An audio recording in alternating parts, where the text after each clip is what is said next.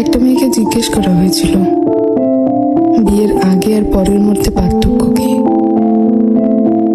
তখন সে বলেছিল, বিয়ের আগে ছিলাম বাবার বাড়ির মেয়ে, আর এখন হয়েছে শ্বশুর বাড়ির বৌমা।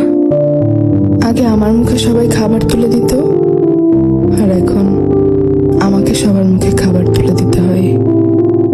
আগে একটু ব্যথা পেলে চিল্লাচিল্লি করে সারা বাড়ি মাথায় তুলে ফেলতাম, আর এখন অনেক ব্যথা পেলেও একটা শব্দ করি না। আগে হাসার জন্য মা বকতো, আর এখন কাঁদতে গেলেও ভয় হয়। আগে একটু মন খারাপ হলেই মা বুঝে ফেলতো, কিন্তু এখন ভেতরটা চুরমার হয়ে গেলেও কেউ টের পায় না।